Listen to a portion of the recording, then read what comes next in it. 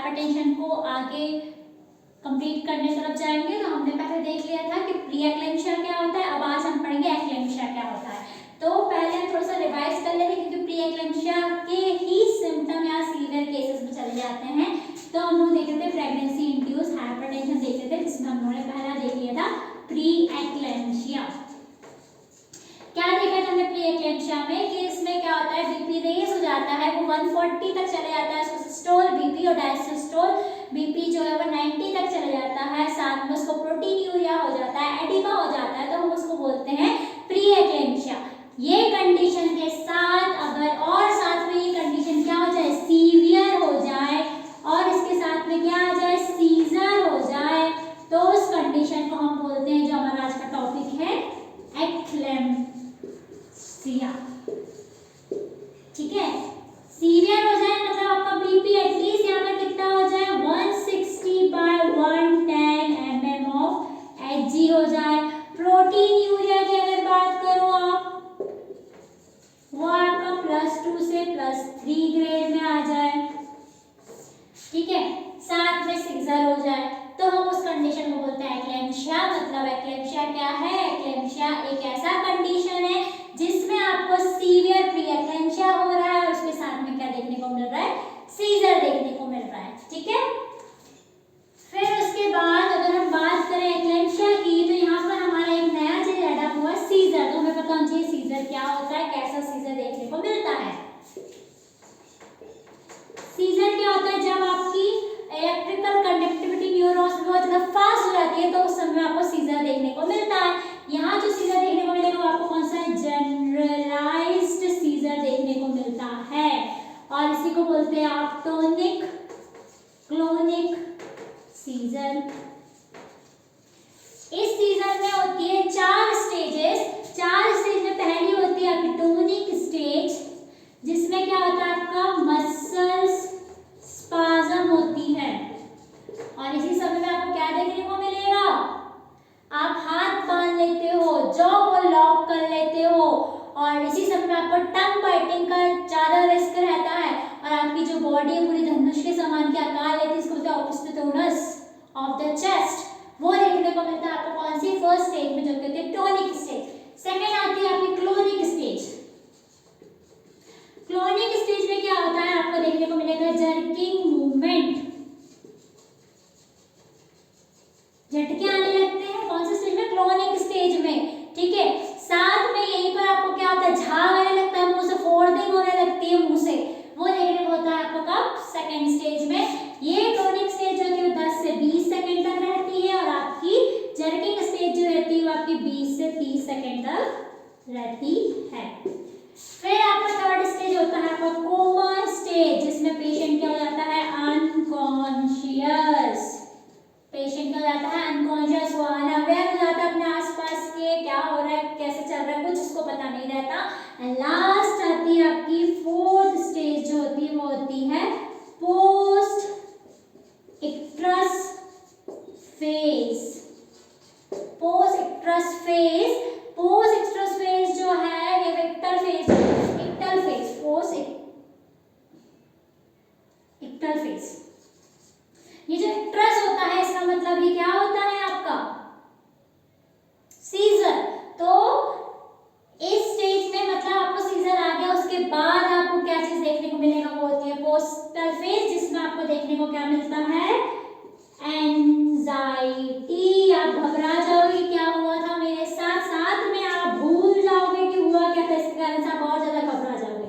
Retrograde amnesia देखने को मिलता है इसमें, आप अनअवेयर हो जाओगे कि आप वहां पर क्यों पड़े हो, क्या हुआ है, आपको कुछ भी नहीं पता चलेगा, आप भूल जाओगे आपके साथ हुआ क्या था। ये 4 स्टेज होती है आपकी यहाँ पर सीजर की, जो कि एक्लेम्शिया में देखने को मिलती है। ठीक है, अब अगर आप इसकी मैनेजमेंट की बात करें, तो यहाँ पर आपका जो मेन मैनेजमेंट रहेगा वो रहेगा आपको सीजर से प्रिवेंट करना है, सीजर से बचाना है। ठीक है, तो आप ऐसे के लिए अगर आप जो सीजर आया है वो आपके हॉस्पिटल में नहीं कहीं और आया है, तो पहला आपका जो मैनेजमेंट रहेगा वो रहेगा सेफ्टी। आसपास की चीजों को क्या कर दो, क्लियर कर लो। फिर होगा आपको कि उसको क्या करना है, फ्रिम सरफेस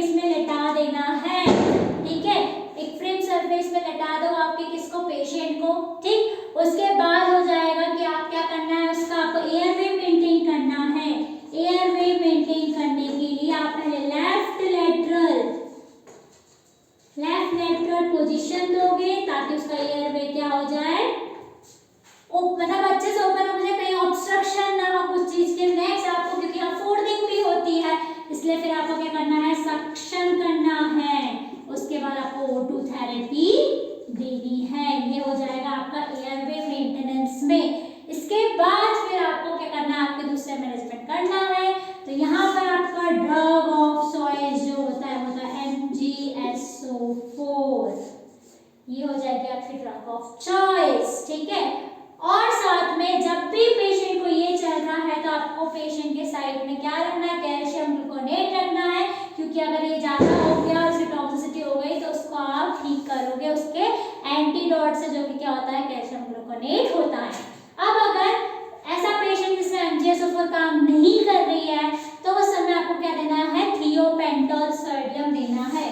थियोपेंटोल सोडियम देना है, जो कि एक तरह का क्या है, एनेस्थीसिया है। ये आप दोगे पेशेंट को। अगर ये भी काम नहीं कर रहा तब आपको क्या करना है, जनरल एनेस्थीसिया दे देना है, क्योंकि मेन आपको क्या करना है भाई, उस सीजर को क्या करना है, प्रिवेंट, सीजर से आपको क्या करना है, बचाना है उसको, तो उसके लिए आपको ये चीज देना पड़ेगा। MgSO4 क्या है, एक तरह का आपका एंटी सीजर ड्रग है। ठीक है, अब आपका मेन यहाँ पर, क्योंकि आप पढ़ रहे हो प्रेग्नेंट लेडी के ऊपर, तो आपका यहाँ पर जो मैनेजमेंट रहेगा वो क्या रहेगा, डेफिनेट मैनेजमेंट रहेगा कि तुरंत क्या कर दो भाई, टर्मिनेट कर दो किसको, प्रेगनेंसी को। चाहे वो आप कैसे करो, नॉर्मल डिलीवरी से करो, या फिर क्या कर दो आप, LSCS कर दो, जो भी करना है, बट आपको क्या करना है, यहाँ पर टर्मिनेट करवा देना है प्रेगनेंसी को। ठीक है, अब आपके सीजर के केस में या इसमें, इस केस में क्या होता है, जो एक्लेम्पशिया केस में है उसमें आप एक क्या करते हो, कॉकटेल थेरेपी देते हो। कॉकटेल सबने पिया होगा। ठीक है, हम क्या करते हैं, कोल्ड ड्रिंक भी मिला लो, स्प्राइट भी मिला लो, उसमें आप माजा मिला लो, फेंटा मिला लो, तो कॉकटेल बोलते हैं उसको। उसी तरह से कॉकटेल में जब एक से ज्यादा ड्रग काम करती है तो सब क्या बोलते हैं, कॉकटेल थेरेपी। तो यहाँ पर हम 3 ड्रग देते हैं, पिथोडीन देते हैं, एक प्रोमेथाजीन देते हैं, क्लोरोप्रोमाजीन देते हैं। तीनों ड्रग एक साथ दे देते हैं तो उसे बोलते हैं कॉकटेल थेरेपी। पिथोडीन,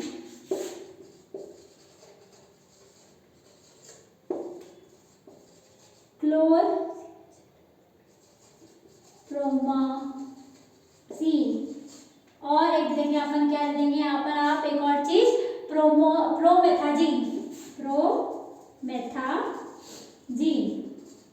ये तीनों दवाई साथ में दोगे, इसका काम क्या होता है, एक तो ये क्या करेगा आपका, प्रिवेंट, बीपी को क्या करेगा, लोअर करेगा, दूसरा क्या करेगा आपका, सेडेट कर देगा मदर को। इनका एक्शन अगर आप बात करो तो क्या करता है, बीपी को लो करेगा, क्योंकि बीपी बढ़ रहा है तो उसको लो करवाना है, सीजर आ रहे हैं इसलिए इसको क्या करना है, सेडेट कर देना है, सेडेशन करवा देगा। तो ये अपन थेरेपी चलाते हैं एक एक्लेम्पशिया पेशेंट के ऊपर। ठीक है, तो एक्लेम्पशिया क्या होता है, एक्लेम्पशिया एक ऐसा कंडीशन है जिसमें आपके जितने भी प्री एक्लेम्पशिया के सिम्टम्स थे वो और ज्यादा सीवियर हो जाएंगे, उसके साथ में आपका सीजर एड अप हो जाएगा, और वो आपके लिए बहुत ज्यादा फेटल है, मदर्स और बेबी दोनों के लिए। वो हाइपोक्सिक कॉज कर सकता है फीटस में, मदर के लिए भी डेंजरस है। इसलिए इस कंडीशन में जो आपका डेफिनेट मैनेजमेंट बनता है वो होता है टर्मिनेट द प्रेगनेंसी। बाकी आप अगर ड्रग की बात करो तो MgSO4 मेनली इसमें चलती है, बट अगर MgSO4 आपके काम नहीं कर रही है तो आप उसको थियोपेंटोल दे सकते हैं, जो कि एक तरह का क्या है, एनेस्थीसिया है। और अगर थियोपेंटोल भी नहीं हो तो आपको जनरल एनेस्थीसिया देने की जरूरत पड़ सकती है। ठीक है, तो ये पूरा आपका किसके बारे में था, एक्लेम्पशिया के बारे में। आपके प्रेगनेंसी इंड्यूस्ड हाइपरटेंशन का टॉपिक यहाँ एंड है। इसमें मेनली आपको अगर क्वेश्चन बनेंगे तो या तो वो प्री एक्लेम्पशिया से बनाएगा या एक्लेम्पशिया से बनाएगा, उससे ज्यादा आपको क्रॉनिक हो गया, क्राइसिस हो गया, उस पर वो नहीं फोकस करता है।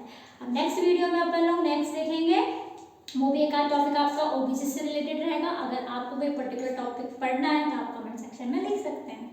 Thank you.